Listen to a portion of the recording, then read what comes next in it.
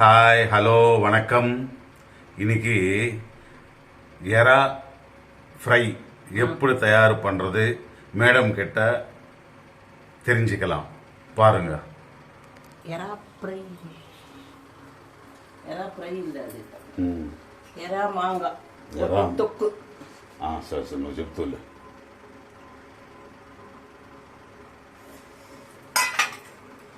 எறா இது வந்து 1/2 கிலோ எறா. அதுக்கு ஒரு மாங்காய், சின்ன வெங்காயம், ஒரு 2 தக்காளி, அவ்வளோதான். இது புளிப்பு இல்லாமல் மாங்காய் போட்டு எறா போட்டு ஒரு குழம்பு டைப் தான். ஆனால் வந்து குழம்பு இல்லை, புளி ஊற்றுனாதான் குழம்பு ஆகிடும். மாங்காய் போட்டால் அது ஒரு தொக்கு மாதிரி. நீங்கள் தக்காளி போட்டு தொக்கு பண்ணுவீங்கள்ல, நாங்கள் மாங்காய் போட்டு செய்வோம், அதுதான் ஸ்பெஷல். இதுக்கு தாளிக்கிறதுக்கு எல்லாத்துக்குமே என்விக்கு வந்து எல்லாத்துக்குமே உடகம் தான் போடுவோம் தாளிக்கிறதுக்கு. உடகம் போட்டால் தான் ஸ்மெல்லு நல்லா இருக்கும்.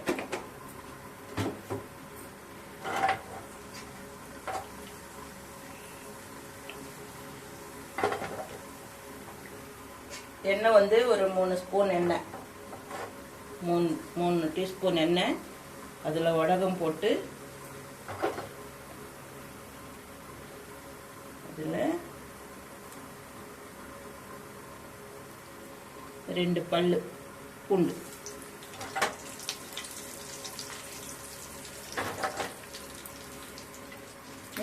ஒரு பச்சை மிளகாய்,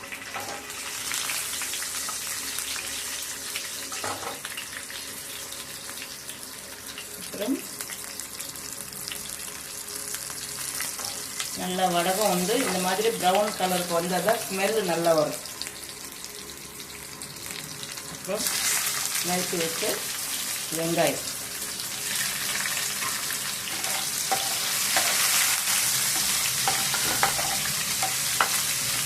இது வந்து காலையில் வாங்கின எறா, அதனால வந்து இப்போ நைட்டு செய்கிறோம். காலையில் என்ன பண்ணோம், க்ளீன் பண்ணி கொஞ்சம் மஞ்சத்தூள் உப்பு போட்டு நல்லா வேக வச்சு வச்சுருந்தோம். அதனால் இப்போ வந்து இதில் கறி செய்யும்போது கொஞ்சோண்டு உப்பு போட்டால் போதும், மஞ்சத்தூள் போட வேண்டியதில்லை. இதில் இருக்கிற மஞ்சத்தூளே போதும். வெங்காயம்,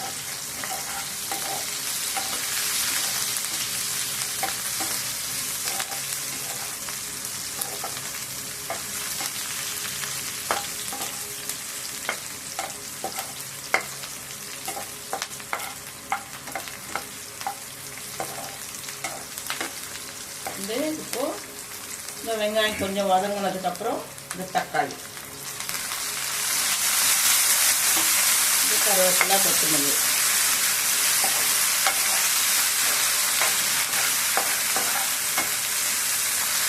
நல்லா ஒரு 5 நிமிஷம் வதங்கணும் இந்த தக்காளி கொஞ்சம்.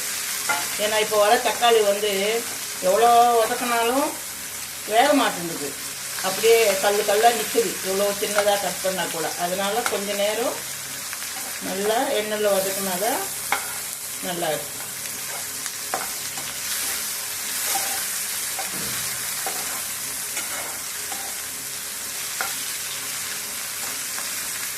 இது வெங்காயம், தக்காளி, இது 1/2 கிலோ எறா, ஒரு வெங்காயம், 2 தக்காளி, ஒரு மாங்காய். இந்த மாங்காயில் இருக்கிற புளிப்பே போதும், நம்ம தனியாக புளியெல்லாம் கரைச்சி புளி குழம்பு மாதிரி எல்லாம் செய்ய வேண்டாம்.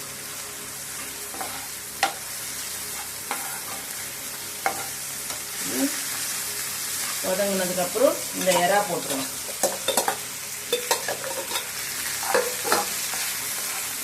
அப்போவே எறா வாங்கி உடனே கூட செய்யலாம். நான் வந்து காலையில் கொஞ்சம் லேட்டாக எறா வாங்கிட்டு வந்தாங்க, அதனால் நான் வந்து வேக வச்சு உப்பு போட்டு மஞ்சத்தூள் போட்டு வேக வச்சு வச்சுருந்தேன் இந்த டப்பாவில். இப்போது சரி பண்ணுறோம். இதில் உப்பு இருக்கிறதுனால இப்போ கொஞ்சமாக உப்பு போட்டுக்கினா போதும்.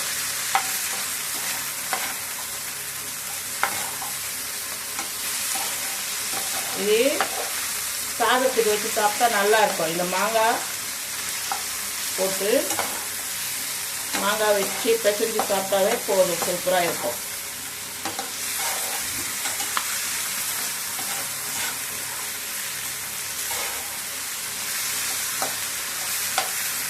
புளிப்பு இது பத்தாதுன்றவங்க கொஞ்சம் லேசாக புளிப்பு கொஞ்சம் கூட புளி கரைச்சி ஊற்றிக்கலாம் தேவைப்பட்டா.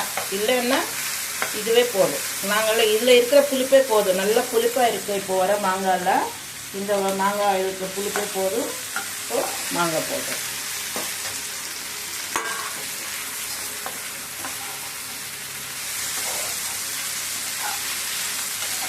மாங்காய் போட்டு மாங்காயெல்லாம் வதக்க வேண்டியது ஒன்றும் இல்லை. அது அப்படியே கொஞ்ச நேரம் அப்படி இப்படி கலந்து விட்டுட்டு கொஞ்சம் கொஞ்சமாக உப்பு போடணும். ஏன்னா முன்னாடியே போட்டுக்கிட்டதுனால கொஞ்சமாக உப்பு போட்டால் போதும்.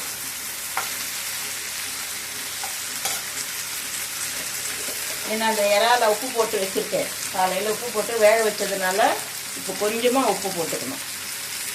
அவ்வளோதான். மஞ்சத்தூள் வேணாம், இருக்கிற மஞ்சத்தூளே போடும். மஞ்சத்தூள் நிறைய போட்டால் கூட மஞ்சள் வாசம் வரும்.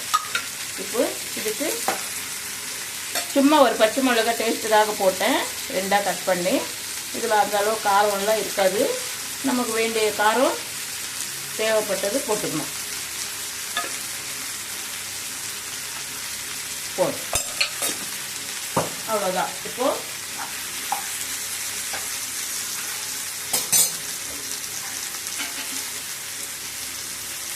தக்காளி வெங்காயம் வதங்கினாலே போதும்.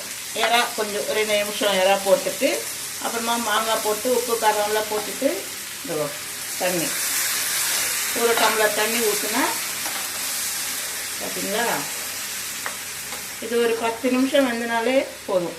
மாங்காய் என்ன ஒரு 10 நிமிஷத்துல நல்லா வெந்துடும். இது மாங்காய் தக்காளி எறா போட்டு தொக்கு.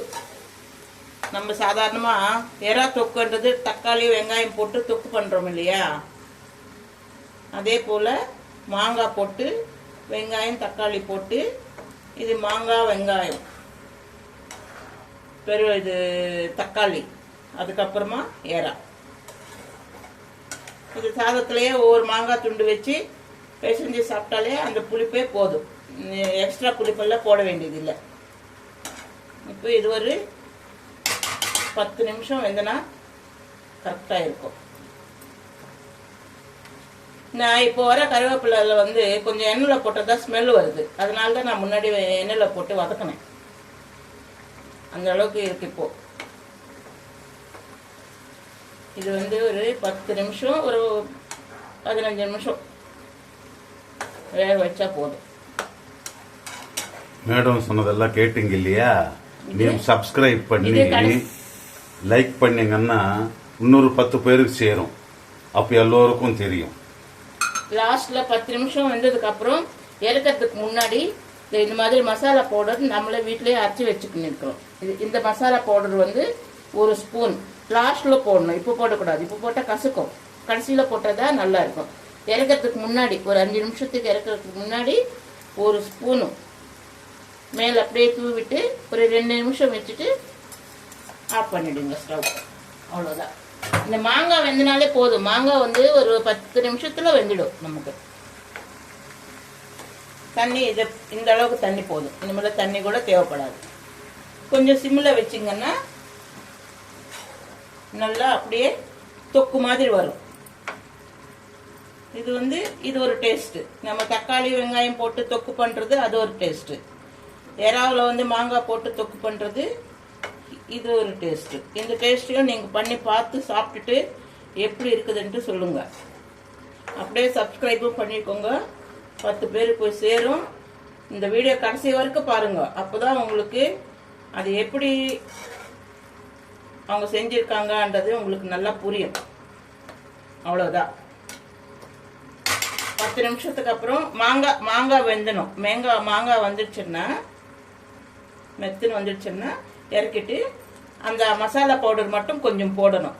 ஏன்னா எந்த எண்ணெய் செஞ்சாலும் அந்த மசாலா பவுடர் போட்டால் தான் அந்த ஸ்மெல்லு, அந்த எண்ணெய் ஸ்மெல் வராமல் நல்ல டேஸ்ட்டாக நல்லா இருக்கும். அவ்வளோதான். இதுதான் மாங்காய் எறா போட்டு தொக்கு. பார்த்துக்கோங்க. இப்படி செஞ்சுட்டு ஒரு 10 நிமிஷம் வேக வச்சு இறக்கிடுங்க. அவ்வளோதான், முடிஞ்சிடுச்சு.